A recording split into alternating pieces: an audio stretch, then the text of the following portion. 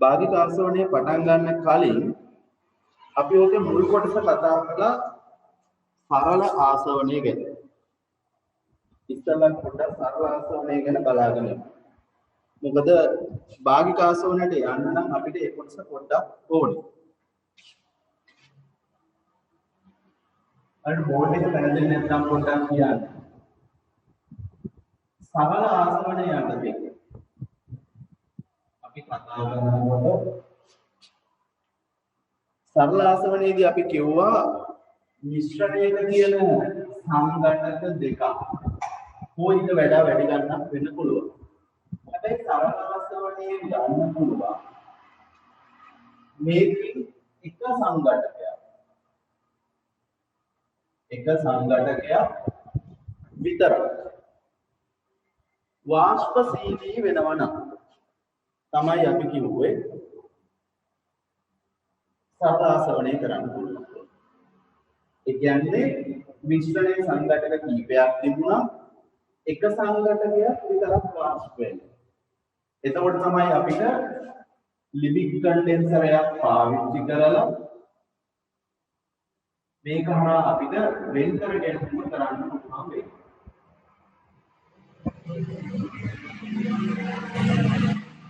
එතකොට වාෂ්පශීලී සංඝටකය මේ හරහා ගිහිල්ලා මෙතනින් අපිට වෙන් කරගන්න පුළුවන්.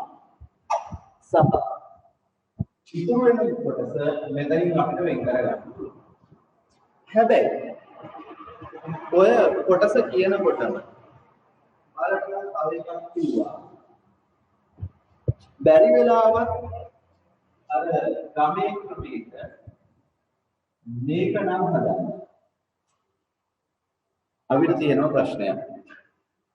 තියෙන ප්‍රශ්නේ තමයි මේක ඇතුලේ තියෙනවා මෙන්න මේ සංයෝගය. එතනෝල් ඊළඟට මෙතනෝල් සහ අයිසෝප්‍රොපයිල් ඇල්කොහොල්. අයිසෝප්‍රොපයිල් ඇල්කොහොල් නැත්නම් ඔයාලා සර්ජිකල් කියලා පාවිච්චි කරන්නේ. දැන් ප්‍රශ්නේ තියෙන්නේ මෙතන තියෙන මේ සංයෝග තුනම වාෂ්පශීලී. ඒ වාෂ්පශීලී සංයෝග එකකට වඩා තියෙනවා නම් අපි කොහොමද සරල ආසවණයෙන් වෙන් කරගන්නේ? දැන් මේ මිශ්‍රණය අපි මේකට දාලා මේක රත් කරන්න පටන් ගත්තොත් මෙතනෝල්, එතනෝල්, අයිසෝප්‍රොපයිල් ඇල්කොහොල් කියන තුනම යනවා. හැබැයි එක වෙනසක් තියෙනවා. මේ තුන් දෙනාගේ තාපාංක වෙනස්.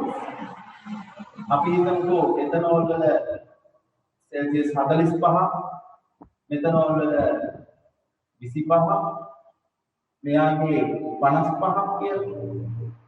එතකොට මේ කට්ටිය වාෂ්ප වෙන උෂ්ණත්වයන් වෙනස්. මේ වගේ වෙනවා කොහොම කරන්නේ? මුලින්ම වාෂ්ප වෙන්නේ අඩුම තාපාංකය තියෙන කෙනා. ඒ කියන්නේ මෙතනෝල්. ඊට පස්සේ එතනෝල්. ඊළඟ අයිසෝප්‍රොපයිල් ඇල්කොහොල්. හැබැයි අපිට මේ ක්‍රමයේදී බෑ මේකෙන් කවුද පිට වෙන්නේ කියලා හරියටම අඳුරගන්න. ඒ නිසා අපි කරන්නේ මේ තුනක් නැත්නම් වාෂ්පශීලී සංඝටක එකකට වඩා තියෙනවා. අපි පාවිච්චි කරනවා භාගික ආසවණය කියලා එකක්. භාගික ආසවණය. මෙන්න මේ භාගික ආසවණයට අපි පාවිච්චි කරනවා ආසවණ කුළුණ කියලා උපකරණයක්.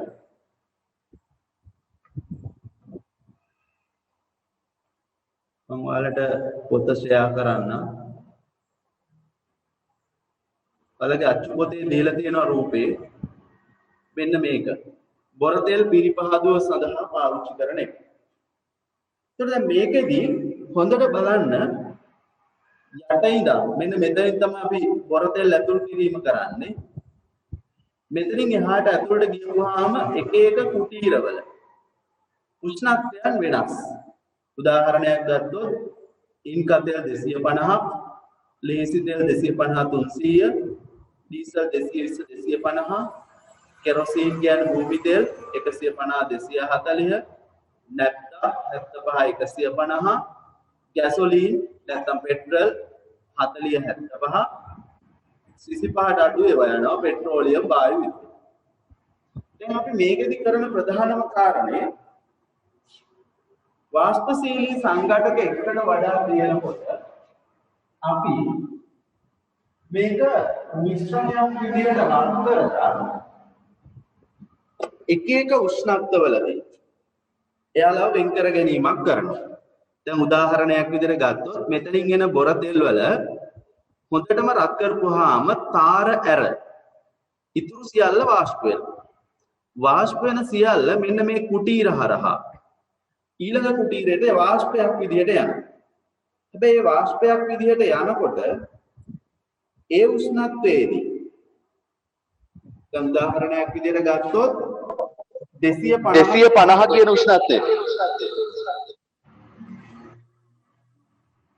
250 කියන උෂ්ණත්වයේදී මෙන්න මේ කුටීරේ තියෙන 250 ඉන්කා තෙල් කියන එක්කෙනාගේ තාපාංකය 250යි. එතකොට ඉන්කා තෙල් කියන ඒවා මේකෙදි ද්‍රව වෙනවා. මේ ද්‍රව වෙන ටික මෙන්න මේ කුටීර වලට එකතු වෙනවා. ඉතුරු වෙන ටික වාෂ්පය මේ කවුළුවෙන් උඩට යනවා. කොහොමම කවුළු වලින් යද්දී මේ අදාළ උෂ්ණත්වයේදී තියෙන ඒවා ඉතුරු වෙලා ඊළඟ එක තමයි උඩට යන්නේ. මේ කුටීර හරහා වෙන වෙනම අපිට වෙන් කරගන්න පුළුවන්. මේක අපි පාවිච්චි කරන්නේ එයාලගේ තාපාංක වෙනස. එහෙනම් අපි භාගික ආසවණය කියලා කියන්නේ වාෂ්පශීලී සංඝටක එකකට වඩා තියෙන මිශ්‍රණවලට වාෂ්පශීලී සංඝටක එයාලගේ තාපාංක පදනම් කරගෙන වෙන් කිරීමේ ක්‍රියාවලියකට තමයි අපි කියන්නේ භාගික ආසවණය කියලා. ඕකේ ටියුට් එකේ ඔයාලගේ තියෙනවා භාගික ආසවණය කියලා. එතන අපි පොඩි සටහනක් දාගමු.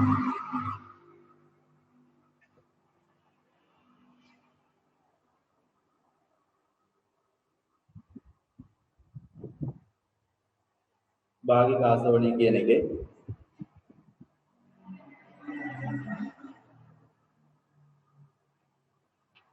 ඔයාලට උතන ටියුට් එක පෙන්නන්න. මෙන්න මෙතන අපි සටහනක් දාගමු. මෙන්න මෙහෙම ලියා ගන්න. වාෂ්පශීලී සංඝටක වාෂ්පශීලී සංඝටක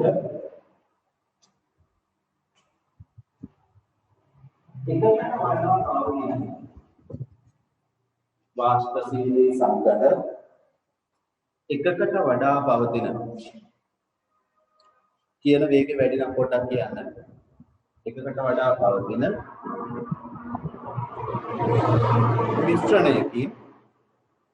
මිශ්‍රණයකින් සංඝටක වෙන් කිරීම සඳහා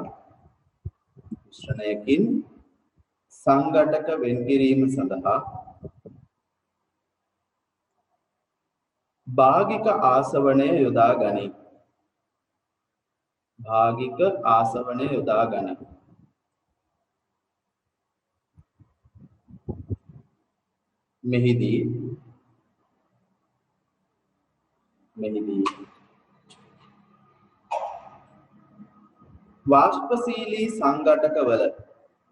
මෙහිදී වාෂ්පශීලී සංඝටකවල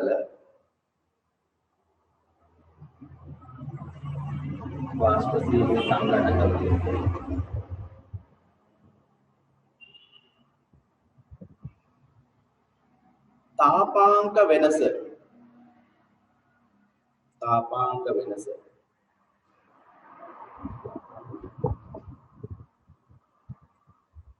පදනම් කරගෙන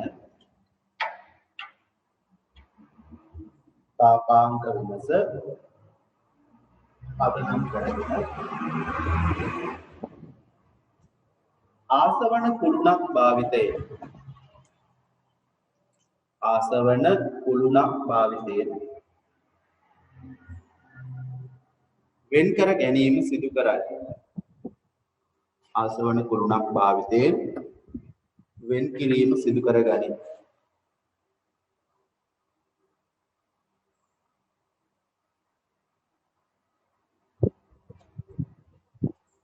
උදාහරණ කියලා දාලා ලියා ගන්න. බොරතෙල් වලින් ඉන්ධන වෙන් කර ගැනීම. බොරතෙල් වලින් ඉන්ධන වෙන් කර ගැනීම.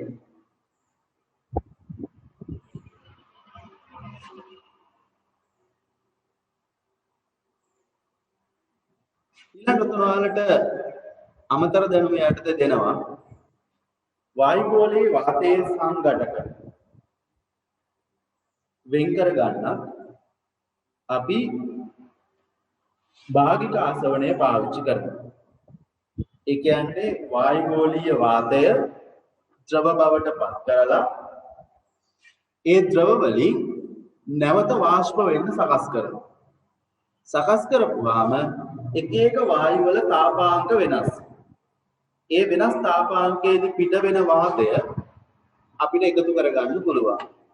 ඒකත් එතකොට භාගික ආසවන ක්‍රමයක් තමයි පාවිච්චි කරන්නේ.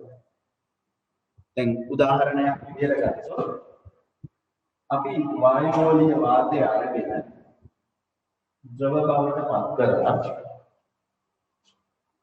මේක වාෂ්ප කරනවා. එතකොට බලංගුව ටියුට් එකේ දෙනවා ඍණ 200 විතර තමයි මේ ද්‍රව වාතය තියෙන්නේ. එතකොට මෙන්න මේ ඍණ 200ක විතර උෂ්ණත්වයේ තියෙන ද්‍රව වාතය අපි වාෂ්ප කරන්න සැලැස්සුවා. එක එක වායුන් වර්ග වෙනස් වෙනවා. උදාහරණයක් විදිහට ගත්තොත් ඍණ 196 सेल्सियस अंशක ඍණ 196 දී නයිට්‍රජන් කියන වායුව වෙන් වෙනවා. එතකොට අපිට පහසු වෙන්න දැන් මේ එන වාෂ්පය අර වගේ කුණුකට යොදලා මෙන්න ද්‍රව වාතය පළවෙනි ස්තරයේදී වෙන් කර ගන්න හැකි නයිට්‍රජන් ඊළඟට ඔක්සිජන් ඊළඟට හයිඩ්‍රජන්. දැන් පහසුවෙන් අපිට වායුගෝලීය වාතය එක් එක් වායු නමකට වෙන් කර ගන්න පුළුවන්. ඒක මේ ක්‍රමයට අපි කියනවා භාගික ආසවන.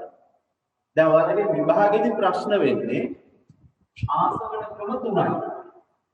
එකක් තමයි සරල ආසවනය, ඊළඟ එක භාගික ආසවනය, ඊළඟ එක කුමාල ආසවනය. සරල ආසවනයේදී වාෂ්පශීලී සංඝටක. වාෂ්පශීලී සංඝටක එකයි. හැබැයි භාගික ආසවනයේ සංඝටක ගොඩක්. සංඝටක ගොඩක් තියෙනවා. කුමාල ආසවනයේ දෙකටම වඩා වෙනස්. එතකොට ඔයාලගෙන් අහුවොත් සරල ආසවනය සහ භාගික ආසවනය අතර වෙනස සරල ආසවනයේදී අපි පාවිච්චි කරන්නේ වාෂ්පශීලී සංඝටක එකකට. හැබැයි භාගික ආසවනයේදී පාවිච්චි කරන්නේ සංඝටක වාෂ්පශීලී සංඝටක කිහිපයක් සඳහා. ඊළඟ අපිට හම්බ වෙන්නේ කුමාල ආසවනය කියන එක. මේක අර කියන ක්‍රමවලට වඩා සෑහෙන්න වෙනස්. දැන් කුමාල ආසවනය කියන එකේ තේරුම අර සාමාන්‍ය මිශ්‍රණයක් වෙන් කරන අවස්ථාවක් නෙමෙයි. උදාහරණයක් විදිහට ගත්තොත් මේක අපි පාවිච්චි කරන්නේ ශාක කොටස් වල. ශාක කොටස් වල තියෙන වාෂ්පශීලී සංඝටක. ශාක කොටස් වල තියෙන වාෂ්පශීලී සංඝටක ඒ ශාක කොටස් වලින් වෙන් කර ගැනීම සඳහා මේකට තමයි අපි කුමාල ආසවනය කියන එක පාවිච්චි කරන්නේ. උදාහරණයක් විදිහට ඔයාලා පාවිච්චි කරන කුරුඳු තෙල්, කරාඹු නැටි තෙල්, එතකොට පැඟිරි තෙල්, එනසාල් වගේ ශාක වලින් ගන්න තෙල් වර්ග. ඊළඟට ඔයාලා සුවඳ විලවුන් නිෂ්පාදනයට ගන්න රෝස තෙල්. මේ වගේ ඒවා අපි හදන්න පාවිච්චි කරන්නේ කුමාල ආසවනය කියන්නේ. මේ කුමාල ආසවනය සිද්ධ කරන්නේ ක්‍රමවේද කිහිපයක් තියෙනවා. මේක ආසවන ක්‍රියාවලිය අපි සම්පූර්ණයෙන් කරන්නේ කුමාලය පාවිච්චි කරලා. මේක ඔයාලට මෙන්න මේ රූප සටහන දීලා ඇති ටියුට් එකේ. මෙන්න මේක කාර්මික ක්‍රමයට නිෂ්පාදනය කරන හැටි නෙමෙයි පාසලේදී කරොත් කොහොමද කරන්න පුළුවන් කියලා තමයි උතන තියෙන්නේ. මෙතන වාචන දෙකක් අපිට හම්බ වෙනවා. පළවෙනි වාචනයේ තියෙන්නේ වතුර රත් කිරීමක් තමයි කරන්නේ. ඒ කියන්නේ මෙන්න මේ පළවෙනි යටුම හුමාලය නිෂ්පාදනය කරනවා. අපි මෙතනින් රත් කරපුවාම මේකෙන් පිට වෙන හුමාලය මෙන්න මේ බඩේ දිග ඇවිල්ලා වැටෙනවා මෙන්න මේ කුරුදු කොළ කියන එකට. මේක අතර මේ රූප සටහනේ ඉරි ගහලා තිබ්බට ඕකේ කොළ විතරයි තියෙන්නේ ද්‍රවයක් තියෙන්නේ නැහැ. වෙන වැඩේ තමයි දැන් මේ එන හුමාලයෙන් මෙතන තියෙන කුරුදු කොළ ටික තැම්බෙනවා. තැම්බෙනවත් එක්කම මේ කුරුදු කොළ ඇතුලේ තියෙන කුරුදු ටික අර හුමාලයත් එක්ක මිශ්‍ර වෙනවා. හුමාලයත් එක්ක මිශ්‍ර වෙලා ඊළඟට මේක ලිබික් කන්ඩෙන්සරය හරහා ගමන් කරන්න පටන් ගන්නවා.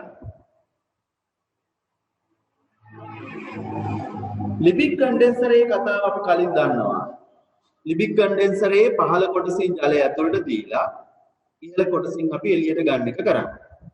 දැන් මෙහින් එන හුමාලය ලිබික් කන්ඩෙන්සරය හරහා ගිහිල්ලා මෙතෙන්දි වෙන් වෙනවා. වෙන් වුණාම අර ආපු ජලයයි ඒ කියන්නේ මේ හුමාලයේ විදියට ආපු ජලයයි ඊට අමතරව මේ කොළ වලින් ආපු තෙල් විශේෂයයි එකම මේ බඳුනට යනවා. හැබැයි විශේෂත්වය තමයි මෙතන තියෙන ජලය සහ තෙල් එකිනෙක මිශ්‍ර වෙන ද්‍රාවණ නෙමෙයි. ඒක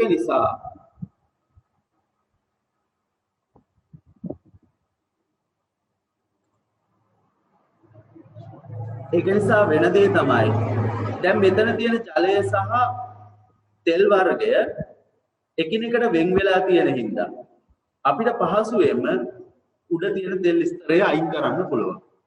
එක්කෝ අපිට ද්‍රාවක නිස්සාරණයට පාවිච්චි කරපු ආස්මය මෙන්න මේක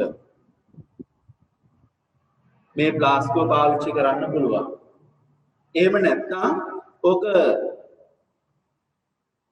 කර්මාන්තයක් විදියට කරනකොට කුරුඳු තෙල් නිස්සාරණයේදී කරනකොට ඔය එන තෙල් වාජන 3-4ක් හරහා යන්න දීලා වෙන් කර ගන්න පුළුවන්. අවසාන වාර පොල් තෙල් නිදිනකොට තැන්දෙන් පොල් තෙල් එළියට ගන්න හා සමානව අපිට ඕක වෙන් කර ගන්න පුළුවන්. මේකෙදි අපි එතකොට මෙන්න මේ කුරුඳු කොළවල තිබ්බ කුරුඳු තෙල් වෙන් කර ගන්න පාවිච්චි කරේ හුමාලය. හැබැයි හුමාලය සිසිල් කිරීමක් මෙතනත් කරනවා. ඒක නිසා අපි මේකට කියන්නේ හුමාල ආසවණය කියලා. හුමාල ආසවණය එතකොට ගොඩක් වෙලාවට පාවිච්චි කරන්නේ ශාක කොටස් වල තියෙන වාෂ්පශීලී සංඝටක වෙන් කර ගැනීම සඳහා.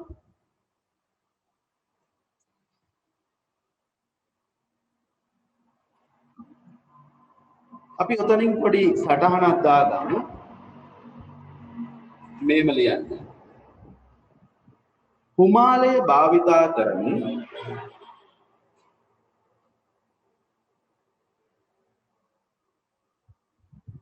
හුමාලය භාවිතා කරමින් ශාක කොටස් වල අඩංගු හුමාලය භාවිතා කරමින් ශාක කොටස් වල අඩංගු වාෂ්පශීලී සංඝටක ශාක කොටස් වල අඩංගු වාෂ්පශීලී සංඝටක වෙන්කර ගැනීමේ ක්‍රියාවලිය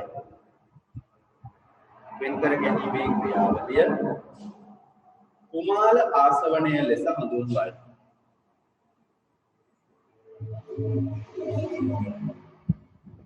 හුමාල ආසවණය ලෙස හඳුන්වයි.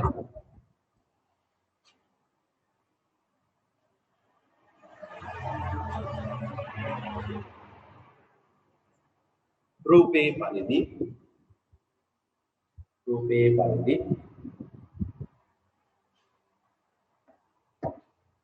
ශාක කොටස හරහා උපේ පරිදි ශාක කොටස හරහා කුමාලය යැවීමට සලස්වා. කුමාලය යැවීමට සලස්වා.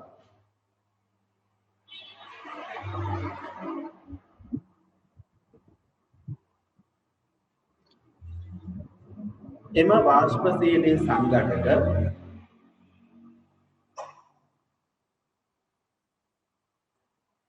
වාෂ්පශීලී සංඝටක වෙන් කර ගනී. වාෂ්පශීලී සංඝටක වෙන් කර ගනී.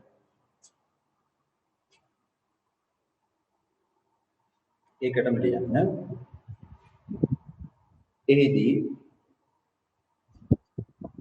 එම සංඝටක ජලය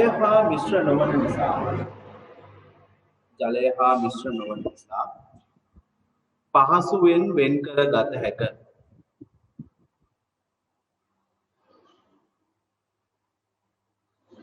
පහසුවෙන් වෙන් කර ගත හැක.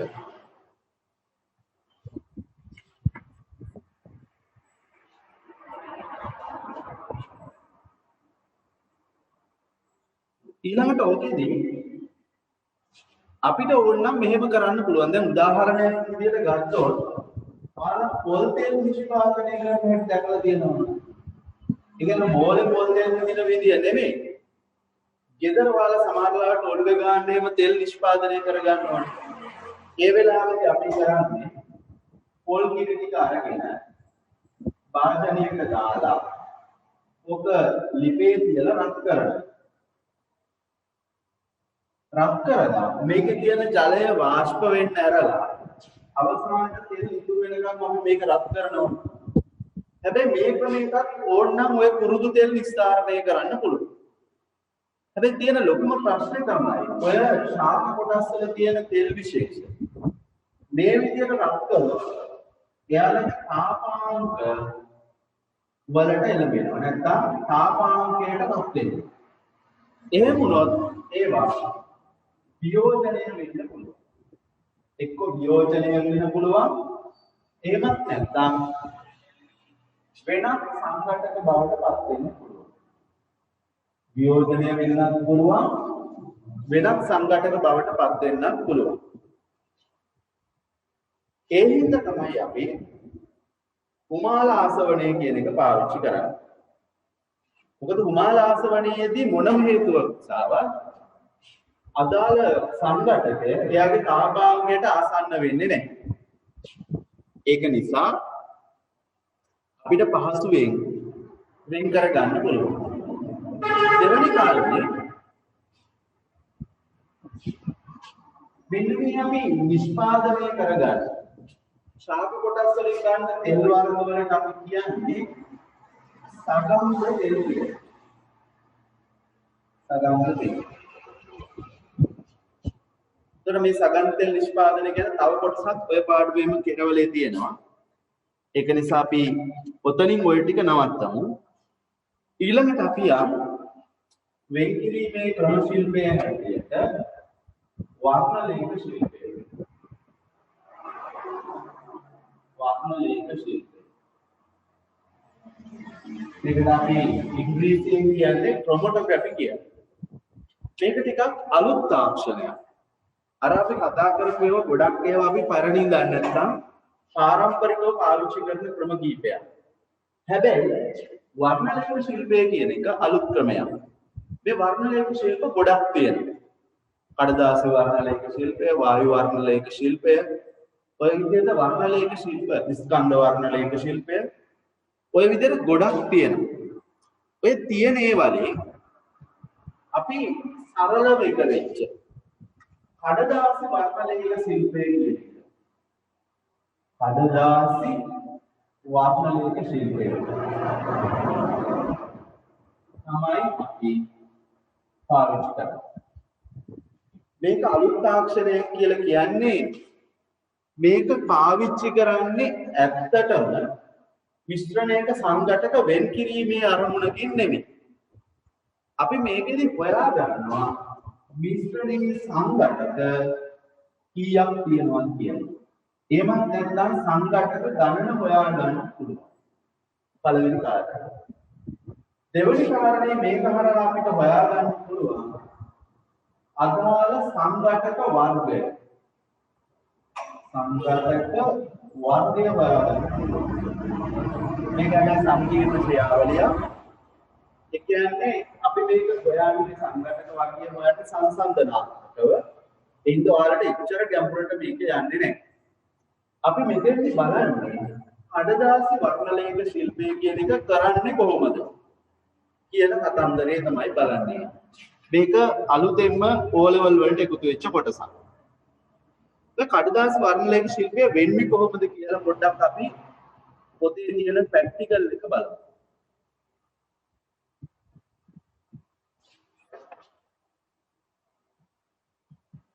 වලට වර්ණලේඛ ශිල්පයට තියෙනවා මෙන්න මේ ප්‍රැක්ටිකල් එක කරලා බලන්න කියලා.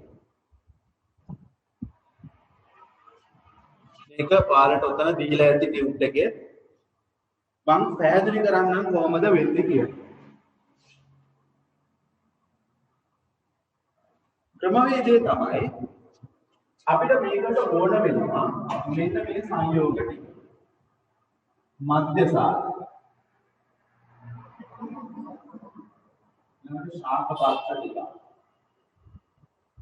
පෙරහන් කඩදාසි ඊට අමතරව බීකර වීදුරු කූරක් ඒ වගේ ඒවා ඕන වෙනවා. ඉස්සරලාම අපි කරන්නේ විද්‍යාගාරයේ තියෙනවා වන සහ මොහොල කියලා එකක්. බලන්න දැන් දැකලා ඇති මේ වෙනකොට පෝසිලේට් නැටි වලින් හදපු මොන වගේ භාජනයක් සහ මේකේ මොන හරි දාලා අඹරන්න පුළුවන්.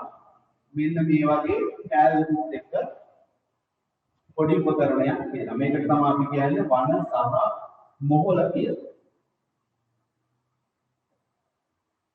පාලව මොහොල කියන එක තමයි ගෙදර තියෙන එකට වාද කියන්නේ මෝල් ගහ කියලා. වෙනසකට තියෙන්නේ ඒක කලවර වීයෙන් හදපු මෝල් ගහ. මේක පෝසිලේන් වලින් හදපින්න මොහොල.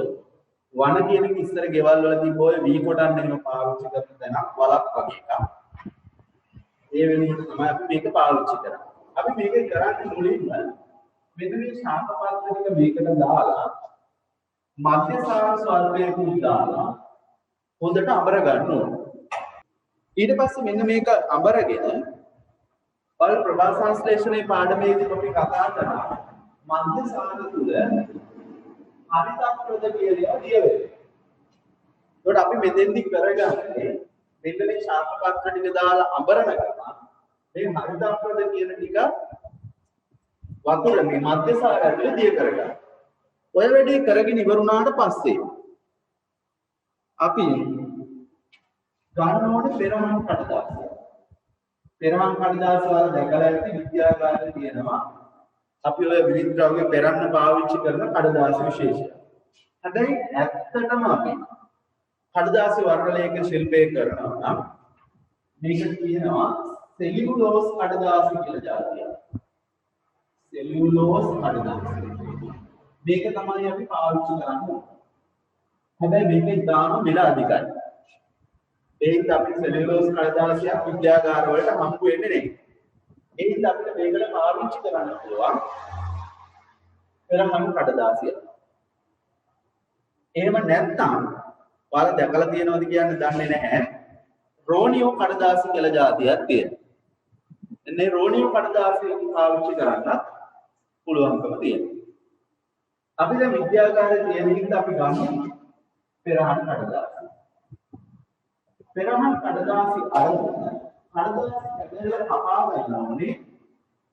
බීකරයක් අරගෙන මෙන්න මේ බීකරේ මෙන්න මේ වගේ උසට හිටින්න. බිම ගෑවෙන්නේ නැතුව ඔන්න වගේ උසට හිටින විදියට ප්‍රමාණය උසකට කපා ගන්න. ඊට වඩා ටිකක් වැඩිපුර කපා ගන්නවා. කපාගෙන අපි අර පොඩි කූරක් තරම් මොනවා කූරේ උඩට ඔතා ගන්නවා කඩදාසිය. ඔතලා මෙන්න මේ විදියට බීකරය රඳව ගන්න පුළුවන් විදියට සකස් කර ගන්නවා. ඊට පස්සේ අපි කරන්නේ ඔය කඩදාසි කෑල්ල අයින් කරලා බීකරයෙන් අයින් කරලා අපි බීකරයට පුරවනවා මධ්‍යසාර. සම්පූර්ණයෙන්ම නෙමෙයි යම් ප්‍රමාණයක් වල උඩින් අපි මේක වහලා තියෙනවා. ටික වෙලාවක් එතකොට මේකේ මධ්‍යසාර වාෂ්ප මේ හැමතැනම ගිහිල්ලා සංසුප්ත වෙනවා. උනාට පස්සේ අපි මේ කඩදාසිය අරගෙන කඩදාසිය මේ ද්‍රවයට ගියන මට්ටම අපි ද්‍රවයට ගියන මේ මට්ටම කියන්නේ ඊට චුට්ටක් උඩින් අපි පැන්සලාකාරී විදුලි පුරක්වත් පාවිච්චි කරලා අර අපි අඹරගත්ත මිශ්‍රණයේ පොඩි ටිකක් මෙහෙම තියෙනවා. ටිකක් තියලා මේ කෙරවලට අපි පූරක වෙන්න මේකට පොතලා කොහොමද කරලා හිත කරලා මේක අපි දිනලා මේක කරලා. ඒතකොට දැම්මට පස්සේ ඔයාලා පිට මේ හරියට මොනවද කියන්නේ. ඔයාලා දන්නවා කඩදාසියකට දැම්මන් පස්සේ තමයි තා විනාඩියකින් විතර මේක මීටර් එක ඔෆ් වෙනවා. එතකොට ආපහු ඔය ලින්ක් එකෙන්ම කනෙක්ට් වෙන්න. මේ පිට කොටස දැම්මට පස්සේ ඔයාලා දන්නවා මෙන්න මේ මධ්‍යසාර උනහට ද්‍රවයක් දාපුවා මේ පෙරහන් කඩදාසිය දිගේ ද්‍රවය ඉහළට ගමන් කරනවා. ඕක තමයි අපි ප්‍රයෝජනයට ගන්න. දැන් මේක දිගේ යන්නේ මධ්‍යසාර. සහ මේකේ තියෙන හරිතප්‍රද ද්‍රාවණයේ තියපු තිතක්. එතකොට හරිතප්‍රද කියන එක මධ්‍යසාර වල දිය වෙනවා. දිය වෙලා මේක මේ ටිකේ දිය වෙච්ච දේවල් ටිකෙන් ටික උඩට යන්න පටන් ගන්නවා. ඒ කියන්නේ ටික වෙලාවක් මේක දියෙව්වට පස්සේ ඒ කියන්නේ තියලා තිබ්බට පස්සේ අපිට බලන්න පුළුවන් වෙනවා මෙන්න මේ වගේ නිරීක්ෂණයක්. ද්‍රව මට්ටම තෙත් කරලා ඒ කියන්නේ කණ්ඩාසිය තෙත් කරලා මේ හරියක් විතර ගිහින් තියෙනවා. නිල් පාට පේනවා කියලා ගන්න. ගැටලුවක් තියෙනවා කියන්නේ. ඔය ද්‍රවය ගියපු උස. හැබැයි ඒත් එක්කම මෙන්න මේ පිටාගේ තියපෙද දිය වෙලා අපිට බලන්න පුළුවන් ඔන්නෝම ලක කීපයක් ඉහළට ගමන් කරනවා. ලක වලට වඩා සමානවට පැතිරලා ගමන් කරන්නත් පුළුවන්. එතකොට මේකෙන් අපි හොයාගන්නේ මේ තමයි අපි පිට තියපු තැන මෙන්න දැන් උඩට ගිහිල්ලා තියෙනවා 1 2 3. මේකෙන් අපිට කිව්ව හැකි හරිතප්‍රද ඇතුලේ අනිවාර්යයෙන්ම සංඝටක 3ක් තියෙනවා. නැත්නම් අර අපි හදාගත්ත මිශ්‍රණය ඇතුලේ සංඝටක 3ක් අපිට දකින්න පුළුවන්. එතකොට මේ ක්‍රමයෙන් නැත්නම් මේ කඩදාසි වර්ණලේඛ ශිල්පයේ කියන එකෙන් අපි කරන්නේ කිසියම් මිශ්‍රණයක තියෙන සංඝටක මදුනා වැඩි. මේකෙන් අපිට සංඝටකය වෙන් කරලා ඉවත් කරගන්න බෑ. ඒ වෙනුවට අපිට මිශ්‍රණයේ සංඝටක මොනවාද කියලා හඳුනා ගන්න පුළුවන්. එක දෙවෙනි කාරණේ කලින් අපි මේ විදිහටම කරපු එකක් එක්ක බලලා අපි හිතමු දැන් ඔන්න එක හරිතප්‍රද මිශ්‍රණයකට කරපුවාම ආවේ මේක. අපි තව එකක් කරාට පස්සේ කියන්නේ වෙන මිශ්‍රණයකට වෙන හරිතප්‍රද කියපු මිශ්‍රණයකට කරපුවාම අපිට ආවා මෙන්න මෙහෙම නිරීක්ෂණයක් කියලා. මෙන්න අපි කියපු විදිහ මෙන්න අපේ ද්‍රව මට්ටම මේක ඔය විදිහට ගන්න දික් තුනක් තියෙනවා. ඒ කියන්නේ අර පළවෙනි දෙවෙනි සහ තුන්වෙනි දික් තියෙනවා. අමතරව මෙන්න මේ හරිය තිතක් තියෙනවා. දැන් සාමාන්‍ය හරිතප්‍රද ද්‍රාවණයක තියෙන්න ඕනේ සංඝටක 3යි. හැබැයි දැන් මෙතන බැලුවොත් සංඝටක 3කට වැඩි 4ක් තියෙනවා. ඒ කියන්නේ මෙයා පිටින් ඇවිත් කියලා මෙයා පැහැදිලි නෙමෙයි. එහෙනම් මෙන්න මේ වර්ණලේඛ ශිල්පය අපිට පාවිච්චි කරන්න පුළුවන් පානීය ජලය තුල අපජලය තියෙනවද කියලා බලන්න. පානීය ජලය තුල අපජලය තියෙනවද කියලා බලන්න. අපජලය තියෙන්නේ නැහැ. අපජලයමත් නැත්නම් අපද්‍රව්‍ය කියන්නේ උදාහරණයක් විදිහට අපි හිතමුකෝ පානීය ජලයට ආසනික් මිශ්‍ර වෙලා කියලා. ඒ වුණොත් එයා වෙනම සංඝටකයක් නේ. කැඩ්මියම් මිශ්‍ර වෙලා කියලා. එතකොට එයා වෙනම සංඝටකයක්. එතකොට මේ ක්‍රමයෙන් අපිට පුළුවන් පානීය ජලය තුල වෙනත් ද්‍රව්‍යයක් මේ විදිහට. ඒ කියන්නේ හොඳ පිරිසිදු පානීය ජලයකට කරපුවාමයි අපි බොන ඊළඟ සාම්පලයකට කරපුවාම දෙක වෙනස් වෙනවා. අපිට කියන්න දෙවණියට ගත්ත සාම්පලය බීමට සුදුසු නෑ කියලා. තව මේක සංකීර්ණව කරන්න පුළුවන්. කරාට පස්සේ අපිට පුළුවන් මොකද්ද සංඝටකය කියලා පවා අඳුරගන්න. ඉතින් වර්ණ ලේඛ ශිල්පය කියන එක අපි ඔය වගේ කාර්යයකට තමයි පාවිච්චි කරන්නේ. මේක අමතර මේ කාලේ පොතේ තියෙන කාරණයක් නෙමෙයි. අපි ඔය වර්ණ ලේඛ ශිල්පය කියන එක පාවිච්චි කරනවා. ඔයාලා අහලා ඇතිනේ DNA තාක්ෂණය කියලා එක.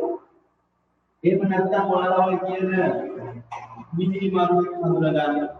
නැත්නම් අර චිත්‍රපටවල ටෙලිනාට්‍යවල පෙන්නනවා වගේ අම්මගේම දරුවද තාත්තගේම දරුවද කියලා හොයාගන්න අපි DNA තාක්ෂණය පාවිච්චි කරනවා. මේක වර්ණ ලේඛ ශිල්ප ක්‍රම. හැබැයි කඩදාසි වර්ණ ලේඛ ශිල්පය නම් නෙමෙයි. මේක එක්තරා වර්ණ ලේඛ ශිල්ප ක්‍රමයක්. ඒකට අපි කියන්නේ DNA ප්ලේට් එකක් රම් කරනවා කියලා. මේකෙන් දැන් ඔයාලගේ DNA සාම්පලයක් රම් කරපුවාම ඕකේ අර වගේම ඉරි සෙට් එකක් එනවා. ඇත්තම කතන්දර ඉරි ටිකක් තමයි අපිට පෙන්නන්නේ. මේ ඉරි ටික අම්මගේ එකත් එක්ක සැලකුවොත් දැන් මේ ඉන්නේ පුතා. මේ ඉන්නේ අම්මා නම් මේ ඉරි වලින් ඒ කියන්නේ මේ පුතා ගන්න තියෙන ඉරි වලින් 150 මේකත් එක්ක ගැලපෙනවා. ඒ කියන්නේ පුතා ගන්න තියෙන 150ක් අම්මගේ එකේ තියෙනවා. එහෙම වුණොත් මෙයා අවබෝධිය. තාත්තයි ගත්තත් 150යි. එතකොට සහෝදරයන්ටත් ඒ 100% එක්ක තමයි අපි කියන්නේ. හැබැයි ජීවි මාත්‍රයක් වගේ හඳුනා ගන්න. මේ DNA දෙක ඒ කියන්නේ උදාහරණයක් මිනි මරණ සිද්ධ වෙච්ච ස්ථානයේ තිබෙකින් අපි මේ විදිහම වර්ණ ලේඛ පටියක් ගන්න. ඒ පටිය අරගෙන සැකකාරයගෙන් අපි ලේ අරගෙන පටියක් ගන්න. මේ සැකකාරය නම් මිනි මරණ කරපු තැන ඉඳලා තියෙනවා. මේ දෙක 100% සමාන වෙනවා. මේක ඇඟලි සලකුණට වඩා ෂුවර්. ඒ කියන්නේ සාමාන්‍යයෙන් අපි අපේ බයෝමෙට්‍රික්ස් කියලා ගන්නවා. ඒ කියන්නේ එක එක පුද්ගලයාට අනන්‍ය වූ ලක්ෂණ. එකක් තමයි ඇඟිලි සලකුණ. හැබැයි ඇඟිලි සලකුණ ඉතාම කලාතුරකින් දෙන්නෙකුට සමාන වෙන්න පුළුවන්. ඊළඟ එක තමයි අක්ෂි සලකුණ. බලන්න චිත්‍රපටවල දැකලා ඇති S ස්කෑන් කරන. ඒක ඊට වඩා නිවැරදි. ඔක්කොට වඩා නිවැරදි මේක. මේක වෙනස් වෙන්නේ නැහැ. එකම පුද්ගලයෙකුගේ DNA එක අනිවාර්යෙන් 100ක් සමානයි. මේකත් වර්ණ ලේඛ ශිල්ප ක්‍රම. ඉතින් වර්ණ ලේඛ ශිල්පය කියන්නේ ලොකු පුළුල් පරාසයක තියෙන එක. ඒකෙන් කොටසක් තමයි අපි කඩදාසි වර්ණ ලේඛ ශිල්පයේ විදිහට ඉගෙන ගන්න. ඕකේ ඔය වර්ණ ලේඛ ශිල්පය කියලා මුල තියෙන ඔයාලගේ ටියුට් එකේ සටහනක් දාගන්න. අපි ඒක ඉස්සෙල්ලා දාගෙන ඉමු.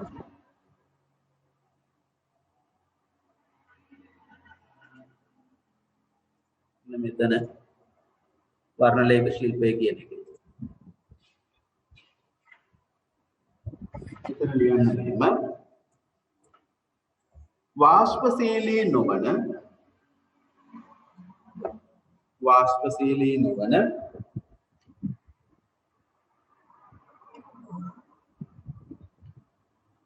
සංඝටක මිශ්‍රණයට වාෂ්පශීලී නොවන සංඝටක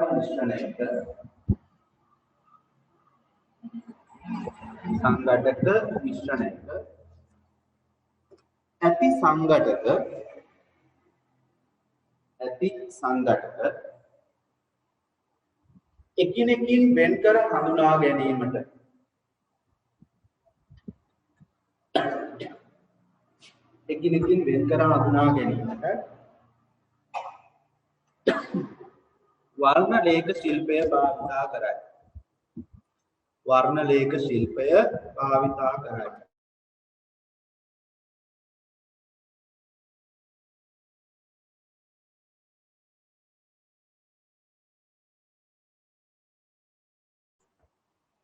වර්ණ ලේඛ ශිල්පය භාවිතා කරයි.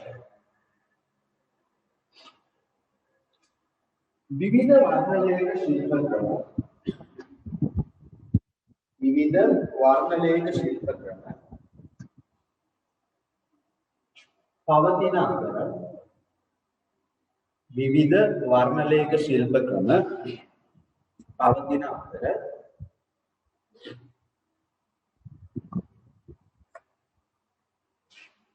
මෙහිදී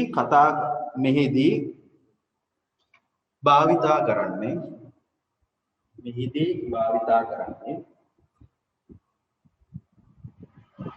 කඩදාසි වර්ණලේඛ ශිල්පයයි. මෙහිදී භාවිතා කරන්නේ කඩදාසි වර්ණලේඛ ශිල්පයයි.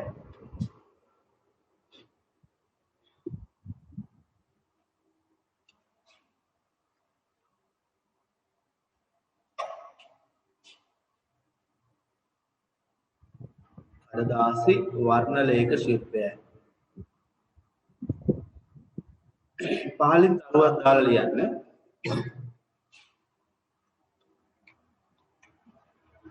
මෙම ක්‍රමය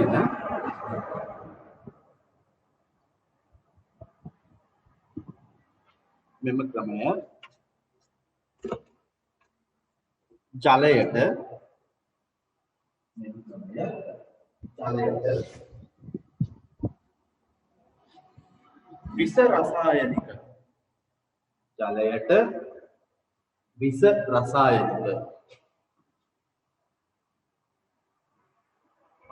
මිශ්‍ර වී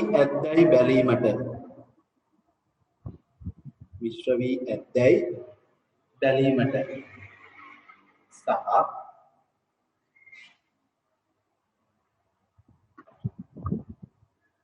ආහාරවලට අහිතකර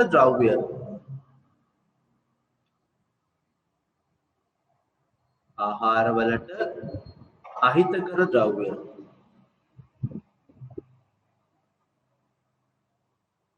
මිශ්‍ර වී ඇද්දැයි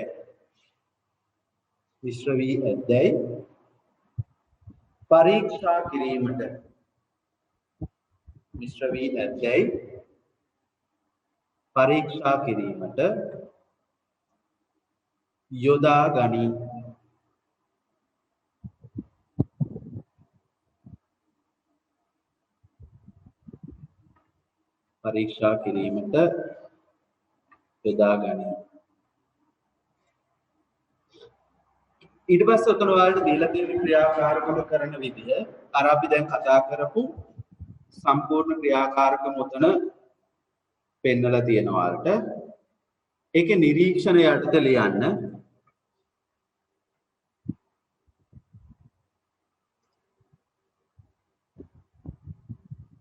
පරීක්ෂණය අවසානයේ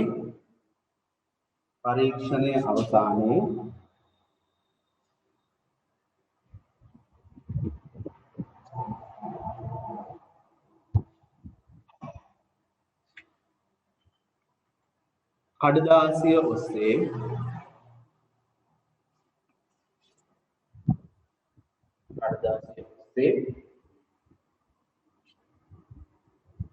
හරිතප්‍රද මිශ්‍රණයේ තිබූ සංඝටක ඉහළට ගමන් කර ඇති බව නිරීක්ෂණය කළ හැක.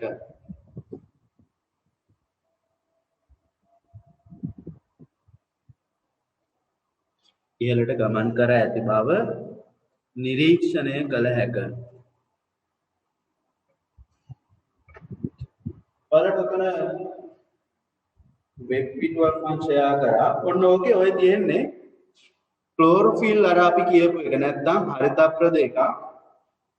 අපි කඩදාසි වර්ණලේඛ ශිල්පය යටතේ බැලුවට පස්සේ පේන විදිහ. දැන් ඔයාලට පේනවා මෙන්න මෙතන නමත් එක්කම තියෙනවා. ඒක කියන්නේ අපි කිව්වට මේක කොළ පාට වර්ණකයක් කියලා. මේක වර්ණකයේ හැදිලා තියෙන්නේ සංඝටක හතරක් එකතු වෙලා. මේකට අපි කියනවා ක්ලෝරොෆිල් A මේ ලා පාට එක, ඊළඟ ක්ලෝරොෆිල් B කියන්නේ මේ තද පාට එක, ඊළඟ සැන්තොෆිල් කියන්නේ මේ කහ පාට එක, කැරොටින් කියන්නේ මේක. එතකොට සංඝටක හතරක මිශ්‍රණයක් තමයි අපිට හරිතප්‍රද කියලා ලැබෙන්නේ. දැන් ඔය තියෙන්නේ එතකොට අර විදියට කරපු කඩදාසි වර්ණලේඛ ශිල්පයේ කඩදාසි පටියක් පේන විදිහට. දැන් ඔයාලට මේක හොඳට බලපුවාම පේනවා මේ සංඝටක එකිනෙකට වෙන් වෙලා තියෙනවා. මේක වෙන්නේ එක හේතුවක් හින්දා. මේ හැම සංඝටකයකම ස්කන්ධය සමාන නැහැ.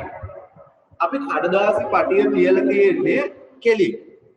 එතකොට ඔයාලා දන්නවා උඩට යනකොට ඉහළට යනකොට තියෙන ප්‍රධානම ප්‍රශ්නේ තමයි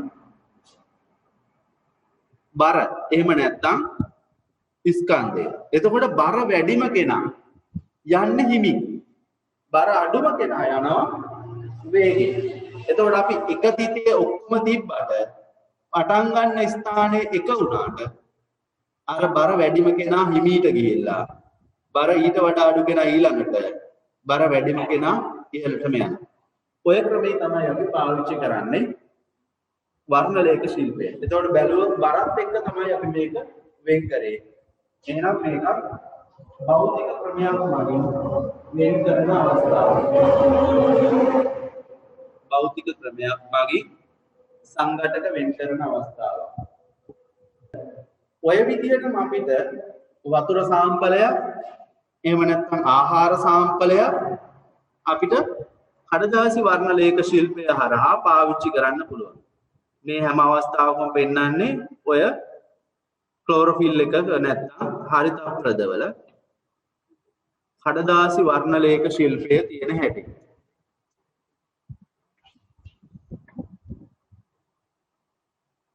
මේකේ ළමයි වීඩියෝ එකක් ෂෙයා කරන්න බෑ. ඒක නිසා තමයි ෆොටෝස් විතරක් පෙන්වන්නේ. මේ තියෙන දැන් මේ පාට ටිකක් රන් කරපුවාම පේන විදිය. එක එක පාට කොහොමද යන්නේ කියන එක. ඒතර මේ හැම එකකම අපි කඩදාසි වර්ණලේඛ ශිල්පය තමයි පාවිච්චි කරන්නේ.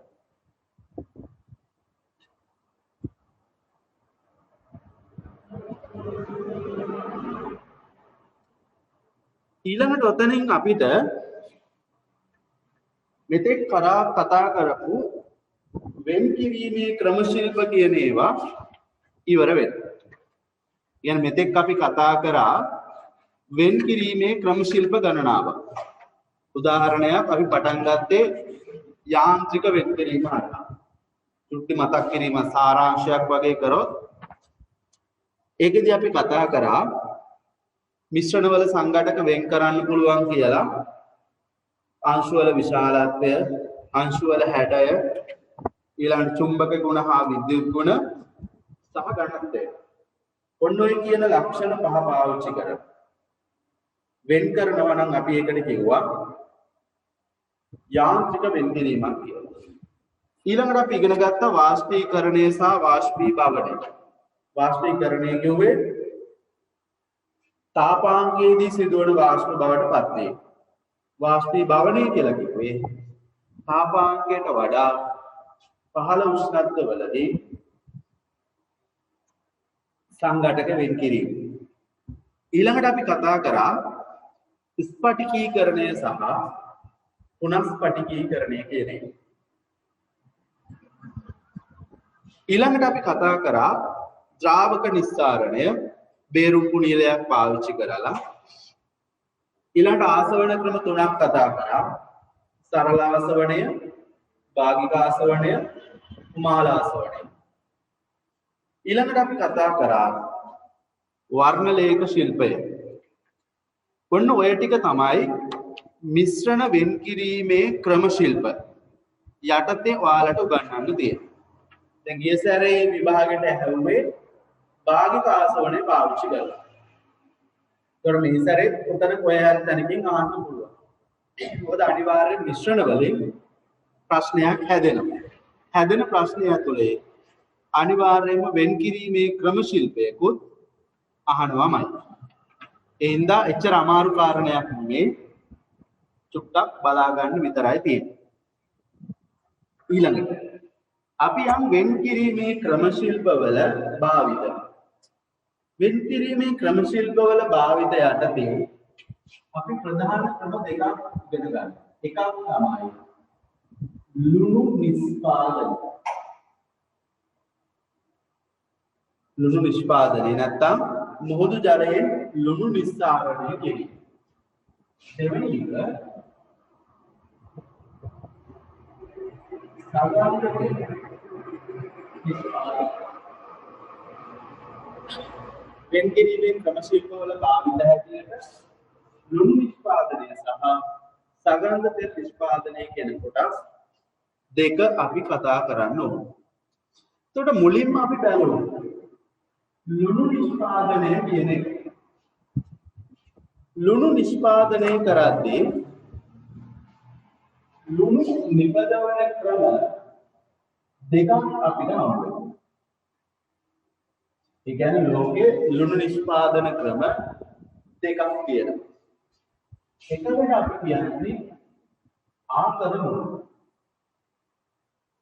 සහ ලේවා ලුණු. ආකර ලුණු සහ ලේවා ලුණු. ආකර ලුණු කියලා කියන්නේ අපේ රටේ මේක දකින්න ලැබෙන්නේ නැහැ. සමහර රටවල් වල ගොඩක් කලින් ඒ කියන්නේ අතීතයේදී සිද්ධ වෙච්ච හේතුන් මත ලුණු ලොකු කුට්ටි විදියට නැත්නම් ආකර විදියට මුහුදු යූරු වල තියෙනවා.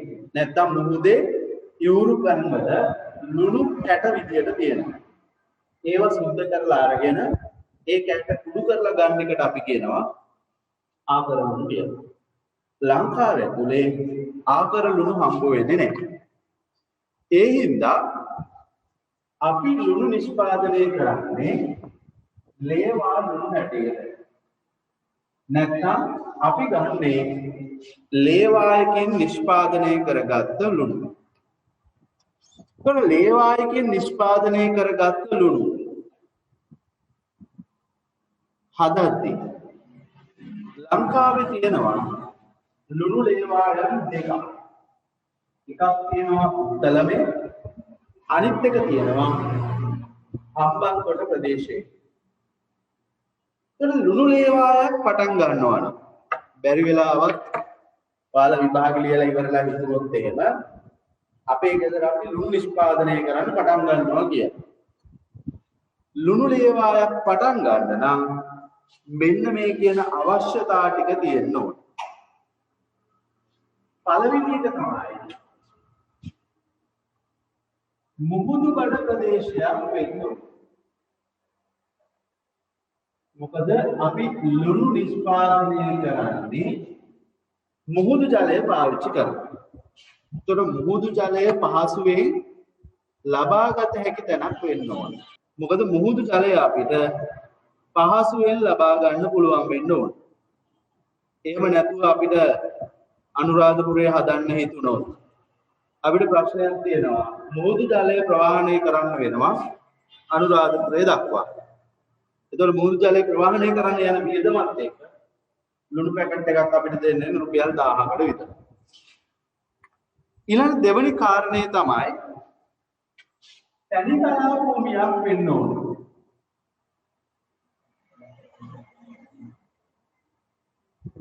තනිතලා භූමියක්. ඒ කියන්නේ මේ වගේ නම් මුහුද තියෙන්නේ අපිට මේ හරිය ලුණු ලේවායක් හදන්න බෑ.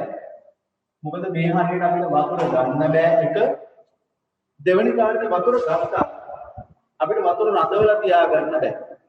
ඒ නිසා මුහුදත් එක්ක තියෙන තනිතලා භූමියක තමයි අපිට මේ වැඩේ කරන්න පුළුවන් වෙන්නේ. ඊළඟට මේ තනිතලා භූමිය වඩා සුදුසුයි වඩදිය බාදියත් එක්ක සම්බන්ධතාවයක් තියෙනවා. දැන් උදාහරණයක් විදිහට මෙන්න මෙහෙම තියෙන මුහුදක් කියලා. සාමාන්‍ය විදිහට මුහුද තියෙන්නේ මෙහෙම. මේ මුහුද ජලය බාදිය වෙලාවට අඩු වෙලා වඩදිය වෙලාවට කිස් වෙනවා. ඔයාලා පේන දැන් මේ මුහුද ජලය කිස් වුණා. මේක මුහුද ජලය එනවා. එතකොට අපිට මේ වඩදියත් එක්ක එන ජලය ලියදි වලට එක්ස්ප්‍රෙස් කරගන්න පුළුවන්.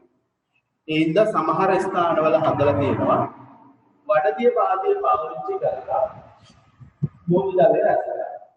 එහෙම නැත්නම් අපිට මේක මුහුදු ජලය පොම්ප කරන්න පුළුවන්. ඊළඟ තුන්වෙනි කාරණේ ජලය ආන්දු වී අවම වෙන්න මැටි පසක් තියෙනවා.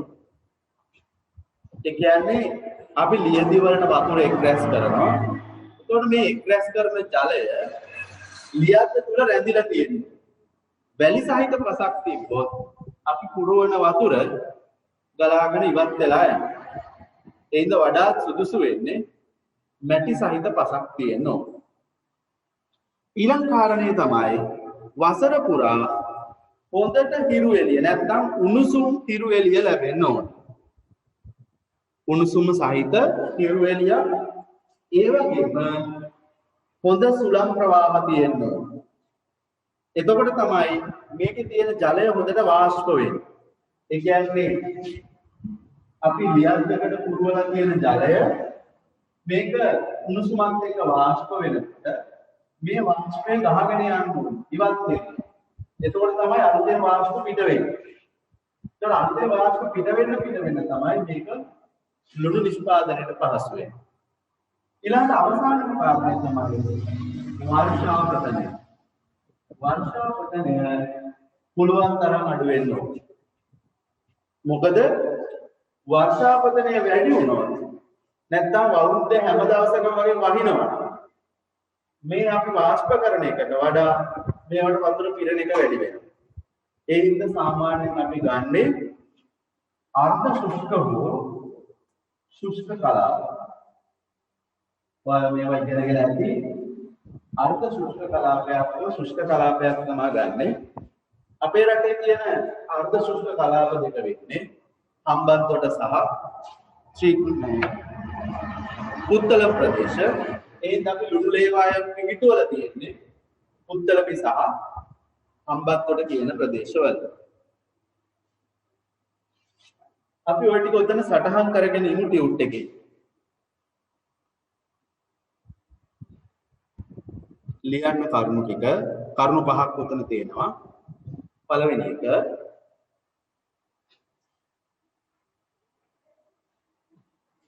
පහසුවෙන් ජලය ලබා ගන්න හැකි පහසුවෙන් ජලය ලබා ගන්න හැකි මුහුදු බඩ ප්‍රදේශයක් විය යුතුය. පහසුවෙන් ජලය ලබා ගන්න හැකි මුහුදු බඩ ප්‍රදේශයක් විය යුතුය.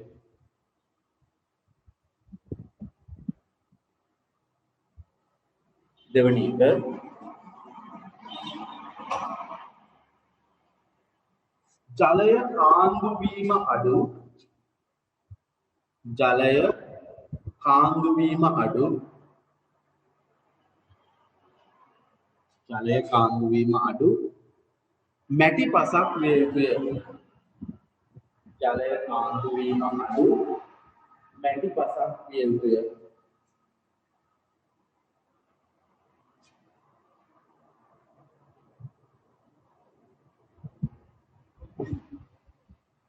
තුන්වෙනි එක වියලි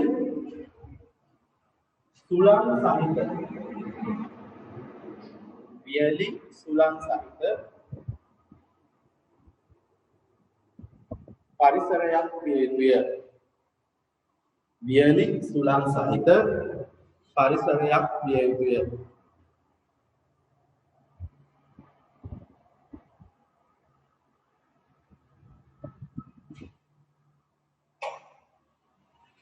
අතර වසර පුරා හොඳ සූර්යාලෝකයක් වසර පුරා හොඳ සූර්යාලෝකයක් පැවතිය යුතුය. වසර පුරා හොඳ සූර්යාලෝකයක් පැවතිය යුතුය.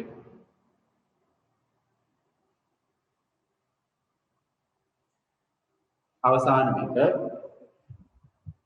වර්ෂාපතනය අවම විය යුතුය. වර්ෂාපතනය අවම විය යුතුය.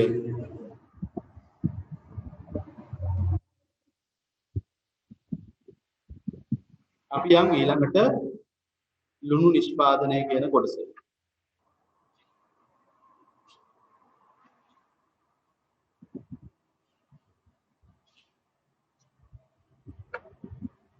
ලුණු නිෂ්පාදනය ගත්තාම මේක පටන් ගන්න තටාක වර්ග තුනක් තියෙනවා. ඒ තමයි පළවෙනි එක නොගැඹුරු විශාල තටාක. එක නොගැඹුරු විශාල තටාක. දෙක මධ්‍යස්ථ තටාක. දෙවෙනි වර්ගයට අපි කියනවා මධ්‍යස්ථ තටාක. තටාකයක් කියලා කියන්නේ ලෙයක්ක් කියන අදහස. ඊළඟ තුන්වෙනි එක අපිට හම්බ වෙනවා. තුන්වෙනියට අපිට හම්බ වෙන්නේ කුඩා තටාක.